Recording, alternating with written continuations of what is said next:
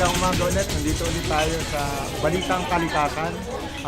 Ako po si Hubert Posada, sa inyong host. Kasama po natin ngayon si Undersecretary Marlon Mendoza ng DNR. So, Undersecretary, kanina po narinig po namin yung bagong program pala ng DNR towards the greening of the Philippines. Maybe you could explain it, mabilis ako kung ano yung trust. It's still the same national greening program, but we are enhancing it, no? Because we reviewed the last 6 years and learned from the weaknesses of the program. So knowing the weaknesses, we're now combining more science-based features of the program. One, we learned based on my experience also, it's not enough to just plant the trees, no? So dati we call it only species site matching. Now it's important for livelihood purposes. Kaya nga marami tayong natural resources na nasisira because people cut trees for livelihood. So yung enterprise side is equally important. Kaya site, species, market matching, no? Okay. The other one is because of climate change, we have to really introduce like sloping agricultural land technologies to prevent soil erosion. Because of the very high rainfall now, and if you don't practice the right farming, you promote so much erosion. So ngayon ang farming, instead of up-down cultivation, sinasabi namin, it has to be along the contour. So it's horizontal cultivation. We also encourage planting of, we call them hedgerow species, o ito yung mga halaman na if you plant, you can use as fuel wood. It's fast growing. It is able to fix nitrogen from the air and enrich the soil. And then this hedgerow species can also be used as food for kambing and livestock, no? And then another feature then of the National Greening Program, we strongly emphasize zoning. Yes. Because we have to zone an area into the production zone, meaning what you plant there you can harvest. Protection zone, ito whatever trees you plant there, you leave it there. It should not be harvested, so that the forest will really grow perpetually. So continuous provision of environmental services can happen. And then the other zone is geohazard zone.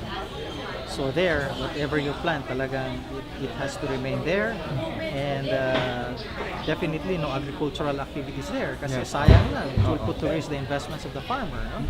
So these are some of the features we're putting. No? And then very importantly also yung participatory approach.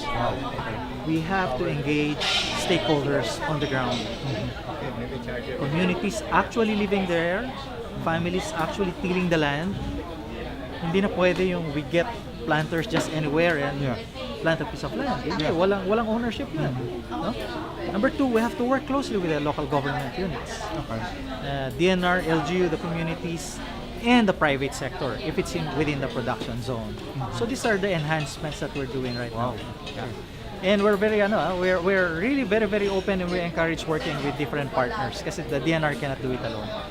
So that's what we call naman convergence. So it seems like the new thrust of the department and with the administration is more working hand in hand with communities, the grassroots level, and at the same time putting more science into the program. Exactly. Kasi we've invested so much and we're not winning the war. We look at the data for the last 30-50 years. The government has invested so much already and we've wasted a lot of time, pero we did not achieve the desired results that we wanted. So now we have to be more scientific, really goal-oriented, outcomes-oriented. Would you say that because of the threat of global warming and all these researchers about the loss of drinking water and desertification, would you say that the importance of the DNR right now and its program is directly related to enhancing national security? Because yes, definitely.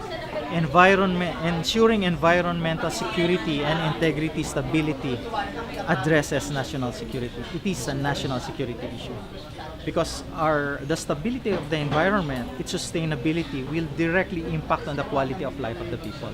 So it's very much national security oriented also. Yeah. So anyway, you heard it first dito sa Balitang Kalikasan. Very happy to hear that we have a very vibrant program and by administration and undersecretary for DNR. It's very heartening to find out that they're addressing the concerns na most civic groups were addressing before. They're now reaching down to the grassroots level, but in a more campaign-like manner. Kasi, before, sir, we have to admit, sinamon DNR,